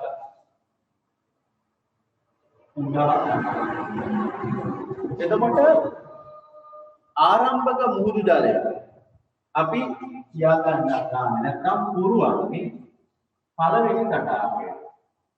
මුහුදු ජලය පුරවලා අපි මේ පළවෙනි තටාකය ඇතුලේ ජලය වාෂ්පීභවණයට ලක් වෙන්න සලස්වනවා. ඒක වාෂ්පීකරණය කියන්න බෑ. මේකෙදි වෙන්නේ මේකේ තියෙන ජලය ටික වාෂ්ප වෙලා ද්‍රාව්‍යතාව වැඩි වෙලා අවසානට අඩියට තැන්පත් වෙන එක. ඒ කියන්නේ එන්නේ මේකේ ජලය අඩු වෙනවා. ජලය අඩු වෙනවා කියන්නේ ලුණු වල හරි අදාළ සංඝටකවල සාන්ද්‍රණය වැඩි වෙනවා. සාමාන්‍යයෙන් මේක වාෂ්ප වෙලා මුහුදු ජලය වගේ දෙගුණයක් සාන්ද්‍ර වුණා. ඒ කියන්නේ සාමාන්‍ය අපිට මුහුදේ තියෙන ජලයේ වගේ දෙගුණයක් සාන්ද්‍ර වුණා. මේකේ අවක්ෂේප වෙන්න පටන් ගන්නවා කැල්සියම් කාබනේට් කියන එක. නැත්නම් අපි මේකට කියන්නේ උණුගල්. උණුගල් එමත් නැත්නම් කැල්සියම් කාබනේට්.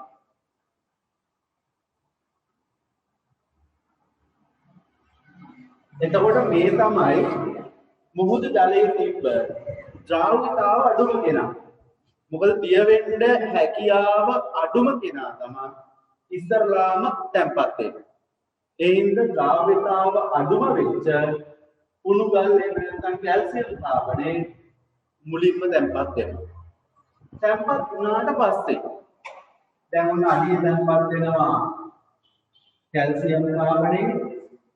ඒක කැල්සියම් කාබනේට් ඉතුරු වෙන්න තියලා ඉතුරු ජලය අපි මාරු කරනවා දෙවෙනි තටාකයට. දෙවෙනි තටාකයේ ජලය මාරු කරලා ආයෙත් මේක වාෂ්ප වෙන්න තියෙනවා. සාන්ද්‍රණය 4 ගුණයක් වෙනවා. ඒ කියන්නේ මුල් මුහුදු ජලය වගේ සාන්ද්‍රණය 4 ගුණයක් වෙනවා. මේකේ අවක්ෂේප වෙනවා කැල්සියම් සල්ෆේට්. කැල්සියම් සල්ෆේට් මේක තමයි කියන්නේ ජිප්සම් කියන්නේ. කැල්සියම් සල්ෆේට් එහෙම නැත්නම් ජිප්සම්.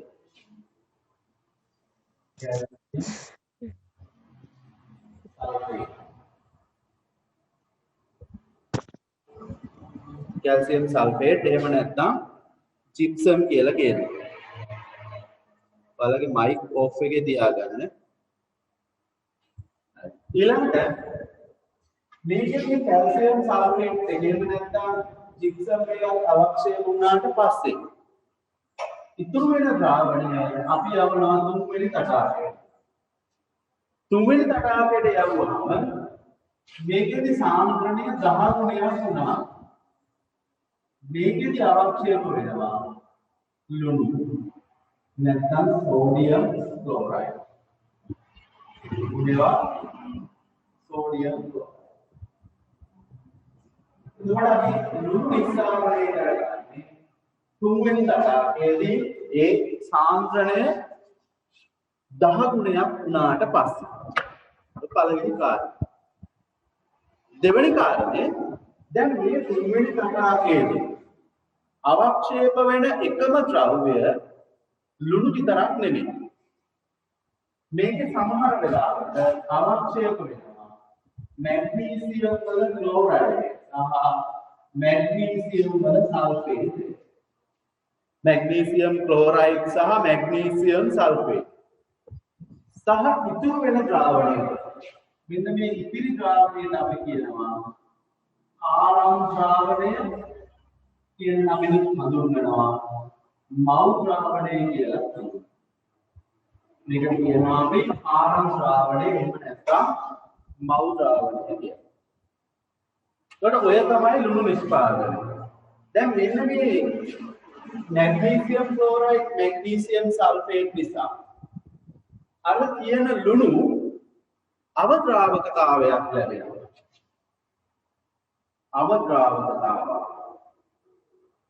අවද්‍රාවකතාවක් කියලා කියන්නේ සාමාන්‍යයෙන් අපි ලුණු ටිකක් තියලා තිබ්බට වතුර උරාගෙන දිය වෙන්නේ දැන් ඔයාලගේ සීනි බෝතලෙට හැන්දේ වතුර තියෙද්දි දැම්මොත් එහෙම ඒ ගෑවෙන සීනි තෙත් වෙනවනේ. අන්න ඒ වගේ තෙත් වෙනවට අපි කියනවා අවද්‍රාවකතාවය කියලා. හැබැයි මේ ලුණු වලට අවද්‍රාවකතාවයක් නැහැ. නමුත් මේ සංයෝග දෙක තිබ්බොත් මේවට අපි කියනවා මැග්නීසියම් වල ලවණ කියලා. මේ මැග්නීසියම් ලවණ තිබ්බොත් අවද්‍රාවකතාවයක් වෙනවා. අයිත් ළමයි කට් වෙයි ආපහු කනෙක්ට් වෙන්න. අවද්‍රාවකතාවයක් වෙනවා. ඒ නිසා මේ අවද්‍රාවකතාවය ඉවත් කරන්න අපි කරන්නේ ප්‍රිස්ම හැඩයක ලුණු ටික ගොඩ ගහලා මාස 6ක් විතර තියලා තියෙනවා. මාස 6ක් විතර තියෙනකොට මෙන්න මේ මැග්නීසියම් ක්ලෝරයිඩ් සහ මැග්නීසියම් සල්ෆේට් වායු ගෝලයේ ජල වාෂ්ප උරාගෙන අඩියට තැම්පත් වෙනවා. මේ ගොඩේ අඩියට තැම්පත් වෙනවා. එතකොට අපිට උඩින් පිරිසිදු ලුණු ටික වෙන් කරලා ගන්න පුළුවන්. අපි ඕකේ ලුණු නිෂ්පාදනයේ පියවරවල් ටික ලියන්න කලින් ඕකේ ඉඩ තියෙන තැනකින් මම මේ බෝඩ් එකේ දීලා තියෙන එක අඳ ගන්න පුළුවන් නම් හොඳයි. ඒක ඔයාලට සම්පූර්ණ ලුණු නිෂ්පාදනයම කෙටි කරා වගේ තියෙනවා.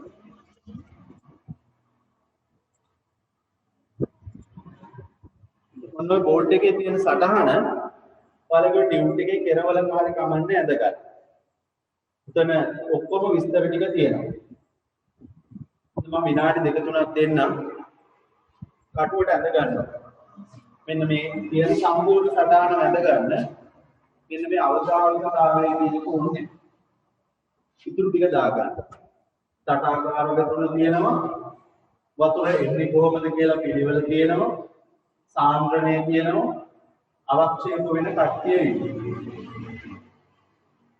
ඊට පස්සේ යටින් මේ පැත්තට ගහලා ලියන්න ද්‍රාව්‍යතාව වැඩි වෙන්නේ.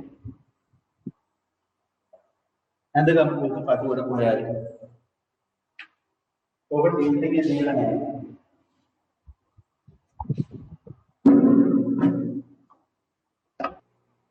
අය අපි එන ලියන්න පටන් ගමු.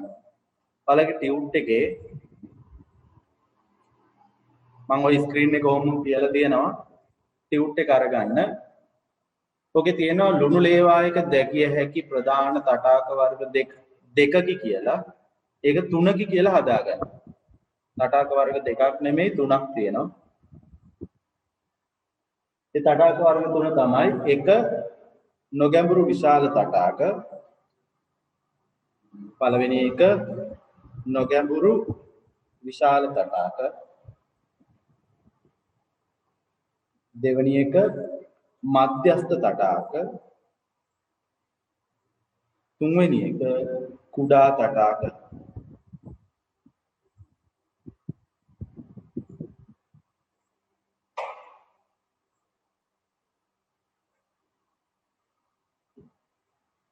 ඊට පස්සේ පළවෙනි පියවර යටතේ ලියන්න. පළවෙනි පියවර යටතේ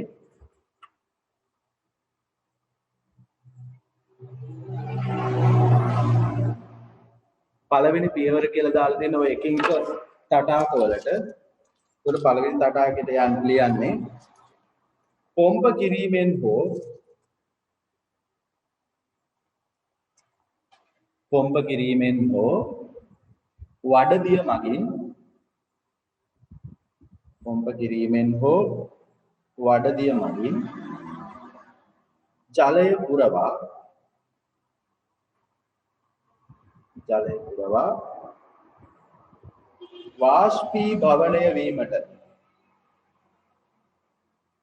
වාෂ්පීභවනය වීමට සලස්වයි. වාෂ්පීභවනය වීමට සලස්වයි.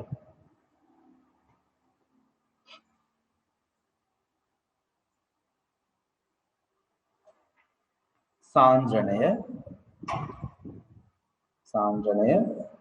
දෙගුණයක් වූ විට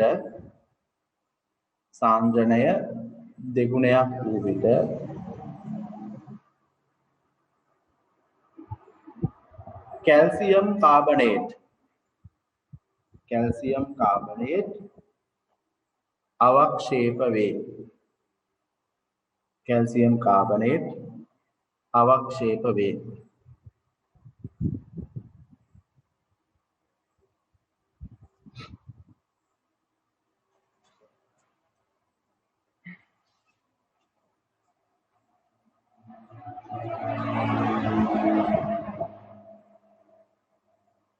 ඒකටම ලියන්න ඉතිරි ජලය දෙවනි තටාකයට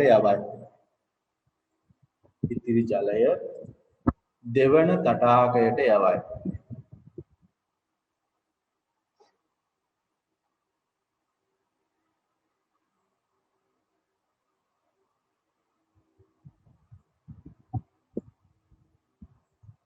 ඊට පස්සේ දෙවනි පියවර යටතේ ලියන්න ද්‍රාවණයේ සාන්ද්‍රණය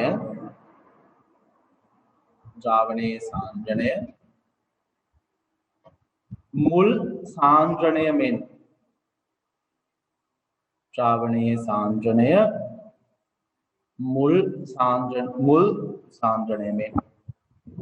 හතර ගුණයක් වූ විට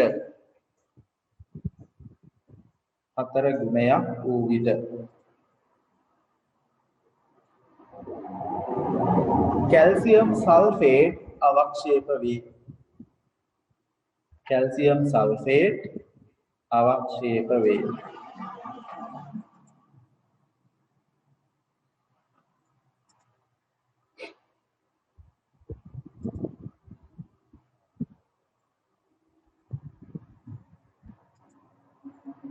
ඒකටම ලියන්න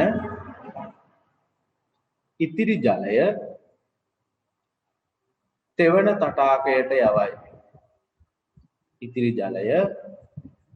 තටාකයට යවයි.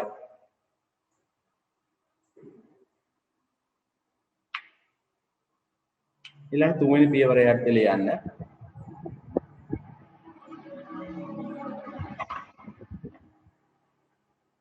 මුල් ද්‍රාවණය මෙන්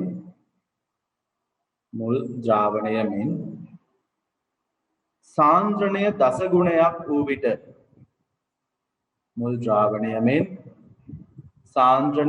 ගුණයක් වූ විට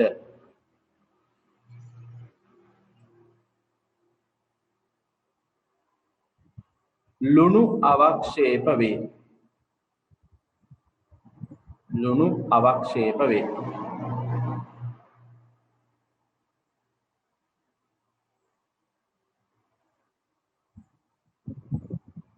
ඒකටම ලියන්න ඉතිරි වන ද්‍රාවණය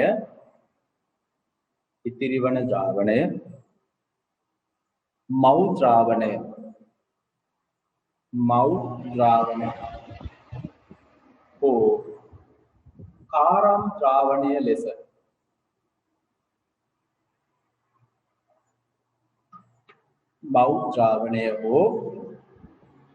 කාරම් ද්‍රාවණය ලෙස හඳුන්වයි. මව් ද්‍රාවණය හෝ කාරම් ද්‍රාවණය ලෙස හඳුන්වයි.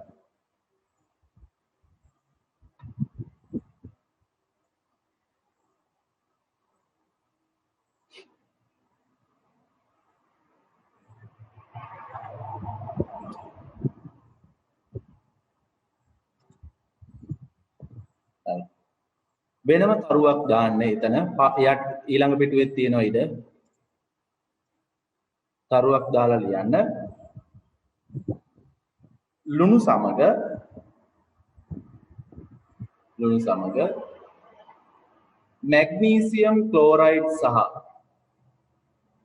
මැග්නීසියම් ක්ලෝරයිඩ් සහ මැග්නීසියම් සල්ෆේට් මැග්නීසියම් ක්ලෝරයිඩ් සහ මැග්නීසියම් සල්ෆේට්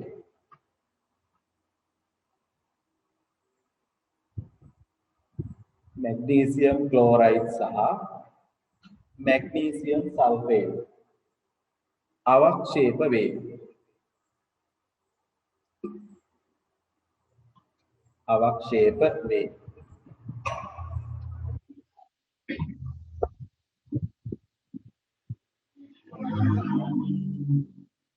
ඒවා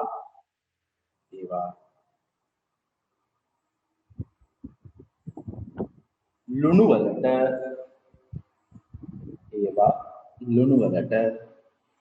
අවද්‍රාවකතාවයක් ඇති කරයි.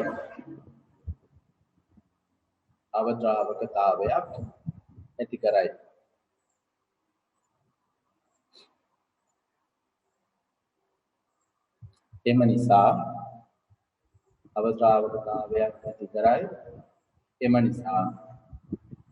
ඒවා ඉවත් කිරීමට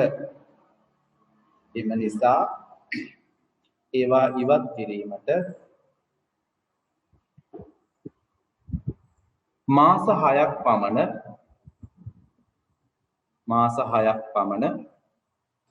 ලුණු ගොඩ ගසා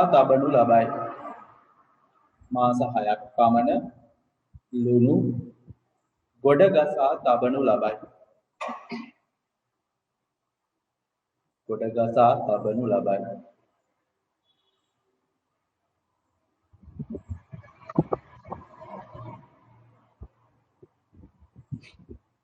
ඔතනින් ඔයාලගේ ලුණු නිෂ්පාදනය කියන කොටස ඉවරයි.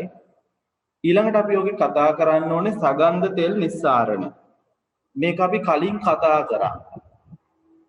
කුමාල ආසවණේ යටතේ එින්ද පොඩි විස්තර ටිකක් තියෙනවා. ඒ ටික විතරක් අපි කතා කරමු.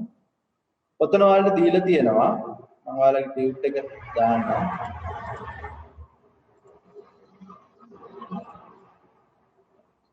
ඔතන ඔයාලට දීලා තියෙනවා ශාක ද්‍රව්‍ය වලින් ලබා ගන්නා වාෂ්පශීලී සංයෝග තමයි සගන්ධ තෙල්.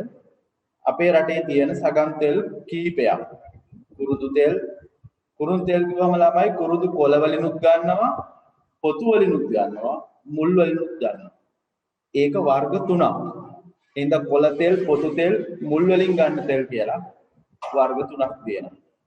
පැංගිරි තෙල්, මధుර එහෙම එනවට ගන්න, ගම්මිරිස් තෙල්, කරඳ මුංගු තෙල්, සාදික්කා, කරාඹු නැටි තෙල්, යුකලිප්ටස් තෙල් වගේ ඒවා අපි අපේ රටේදී නිස්සාරණය කරනවා. මේවල ප්‍රයෝජන ටිකක් තියෙනවා. අපි ලියමු. ලියන ගමන් අපි බලමු ඒවා එච්චර අමාරු නැහැ. කමාදදා ලියන්න.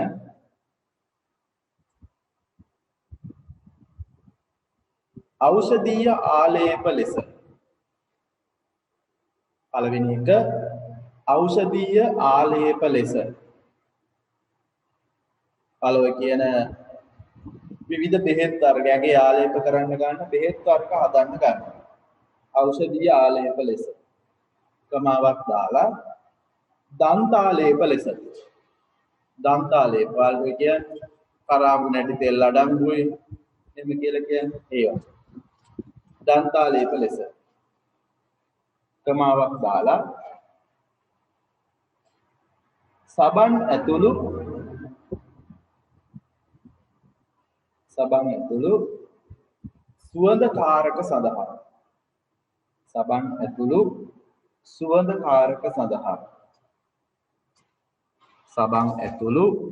සුවඳකාරක සඳහා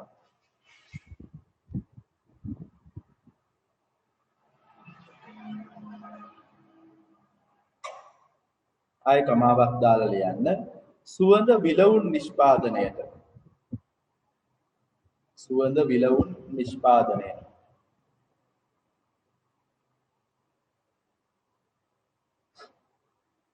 ඔන්න ඔය කියන ප්‍රයෝජන තියෙනවා සගන්ධ තෙල් වලින්. ඔයිට වඩා තියෙනවා ඔයාලට ওই ප්‍රමාණය ඇති. ඊළඟට ඔතන ඔයාලට වගුවක් දීලා තියෙනවා ශාකයේ සහ තෙල් වර්ග පවතින කොටස. දැන් උදාහරණයක් සැවැන්දරා වල නම් මුල, සඳුන් වල නම් කඳ, කුරුඳු වල පොතු මුල් කොළ 3, පැංගිරි සේර යුකැලිප්ටස් වල කොළ, කරාබු නැටි කියලා කියන්නේ ළමයි මල. ඒ කියන්නේ කරාබු කියන ගස්වල මල තමයි කරාබු නැටි කියලා අපි ඔය ගන්නෙ. ඕකේ රේණු වෙනම ගන්නවා. එතකොට මේ පුෂ්ප කොටස් කියලා දාලා තියෙන ඒ කියන්නේ කරාබු වල මල් වෙනම ගන්නවා, රේණු වෙනම ගන්නවා. ඒ වර්ග දෙකෙන්ම හදන්න පුළුවන්. රේණු ටිකක් ගන්නවා. ඊළඟට රෝස සමන් පිච්ච වගේ වල මල්, ලෙමන් දෙහි වගේ වල බීජ, මේ පළ, ඊට සාධික්ක වගේ වල බීජ තමයි අපි ගන්න. ඔය කොටස් වලින් අපි අර කියපු හුමාල නිස්සාරණය ආසවණයෙන් ගන්න පුළුවන්. හැබැයි ඕනනම් අපිට මේකට ද්‍රාවක නිස්සාරණය පාවිච්චි කරන්න පුළුවන්. ද්‍රාවක නිස්සාරණය පාවිච්චි කරනවා නම් අපි ඉස්සරලාම කරන්න ඕනේ ඔය ශාක කොටස් අයිසෝප්‍රොපයිල් ඇල්කොහොල් වල හරි මධ්‍යසාර වල හරි ගිල්ලලා මාස කිහිපයක් තියලා තියන්න. මේක ටිකක් දීර්ඝ ක්‍රියාවලියක්. එතකොට වෙන්නේ අර ශාක කොටස් වල තිබ්බ තෙල් වර්ග අර මධ්‍යසාර වල හරි එහෙම නැත්නම් අයිසෝප්‍රොපයිල් ඇල්කොහොල් වල හරි ඊතර් වල හරි දිය කරගන්න පුළුවන්. ඊට පස්සේ අපිට ඔක ද්‍රාවක නිස්සාරණය කරලා ගන්න පුළුවන්. ඒ හින්දා සගන්ධ තෙල් නිස්සාරණයට කුමාලාසවණය පාවිච්චි කරන්නත් පුළුවන්. ශ්‍රාවක නිස්සාරණය පාවිච්චි කරන්නත් පුළුවන්. මෙතන තියෙන්නේ කුමාල නිස්සාරණය කරන හැටි නැත්නම් ප්‍රායෝගිකව එහෙම නැත්නම් කර්මාන්තයක් විදියට. ඒකදී යාල හුමාල නිෂ්පාදනය කරන ටැංකියක් තියෙනවා. ඒකට අපි කියන්නේ හුමාල ජනකය කියලා. ඊළඟ මෙතෙන්ට කොළ වර්ග ටික දාලා හුමාලය යවලා කන්ඩෙන්සරයක් කරා නැත්නම් ආසවන ක්‍රමයක් කරා ආසවණය කරගන්න එක කරන්නේ. ඔයාලට පේනවා මෙන්න මේ බෝතලේ විශේෂයි. මෙතනින් වැටෙන ටිකේ වතුර ටික මෙතන තියෙද්දි තෙල් මෙන්න මෙතන උඩට එනවා. මෙන්න මේ හොටේ වගේ එකකින් එළියට යන්නේ වතුර. තෙල් ටික උඩට යනවා. මෙතනින් උඩින් බේරෙනවා. මෙතනින් තව බටයක් තියෙනවා. ඒකෙන් තෙල් ටික වෙනම ගන්න පුළුවන්. ඉතින් යටින් අපි පොඩ්ඩක් සටහනක් දාගමු මෙන්න මෙහෙම.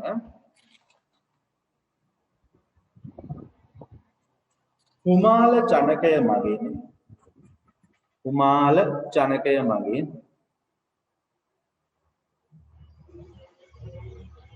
කුමාල ජනකය මගින් කුමාලේ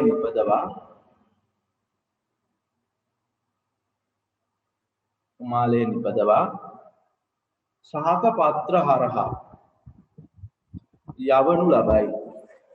ශාක පත්‍ර හරහා යවනු ලබයි.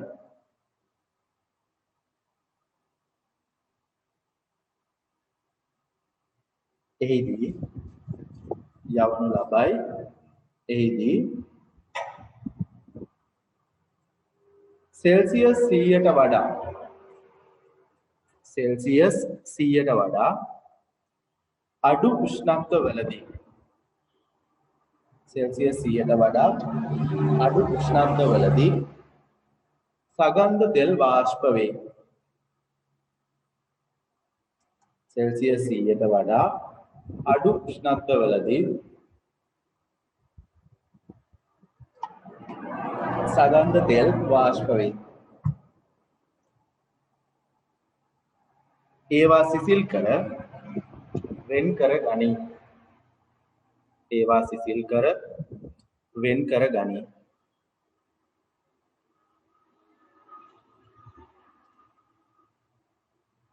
ඊළඟට උතන තියෙනවා ද්‍රාවක නිස්සාරණය මගින් සගන්ධ තෙල් නිෂ්පාදනය කියලා. ඒකෙත් පොඩි සටහනක් තියෙන ලයා ගන්න. මෙම ක්‍රමයේදී මෙම ක්‍රමයේදී ඊතර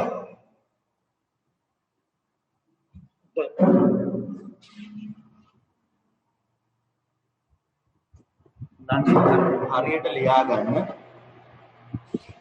පළවෙනි එක ඊතර. ඊළඟට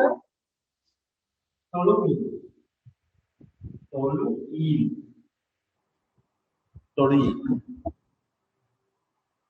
සහ ක්ලෝරෝෆෝම්. ඊතර, ටොලුයින් සහ ක්ලෝරෝෆෝම් වැනි කාබනික ද්‍රාවක. ටොලුයින් වැනි කාබනික ද්‍රාවක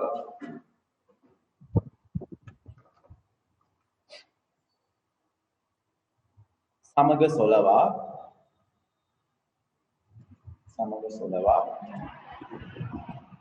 ඒවා තුලට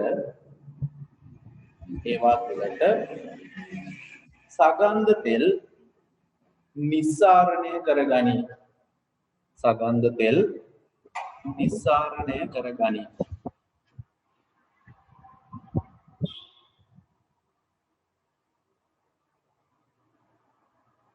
පසුව ද්‍රාවකය වාෂ්ප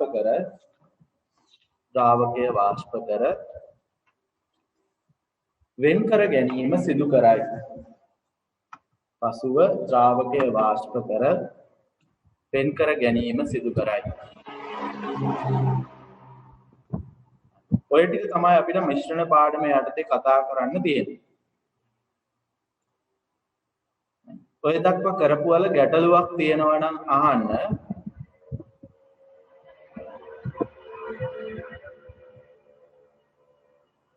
මොකක් හරි ගැටලුවක් තියෙනවා නම් අහන්න.